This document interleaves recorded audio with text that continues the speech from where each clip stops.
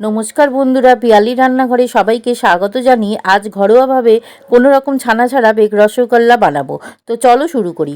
প্রথমে প্লেন পাউরুটি দুটো নিয়ে সেটা মাথা আর নিচের অংশটা কেটে ফেলে দিয়ে মাঝের অংশটা পিস করে কেটে নেব। এবার হাফ বাটি চিনি কড়াইতে দিয়ে সামান্য জল দিয়ে ক্যারামেল করে রসটা বানাবো, তাতে রঙটা খুব সুন্দর হবে। জল দিয়ে ফুটিয়ে তারপরে একটা পাত্রে ঢেলে রাখবো। তারপরে আবার কড়াইতে 2 চামচ চিনি দিয়ে ক্যারামেল করার জন্য চিনিটা কিছুক্ষণ হতে দেবো। তারপর রং ধরলে হাফ লিটার জাল করা দুধ ঢেলে দেব। নাড়তে নাড়তে ডেলা গলে গিয়ে রংটা খুব সুন্দর হবে। এবার ফুটিয়ে ফুটিয়ে ঘন করে নেব। রসগোল্লার উপরে যে ক্রিমটা থাকে সেটা রেডি। এবার যে রসটা বানিয়ে রেখেছিলাম তাতে একটা ব্রেডের পিস নিয়ে ভালো করে রসের এপিট উপিট করে চুবিয়ে তারপর নিগড়ে গোল করে যে পাত্রে বসাবো সেই পাত্রে একে একে সাজিয়ে সবগুলো রাখবো।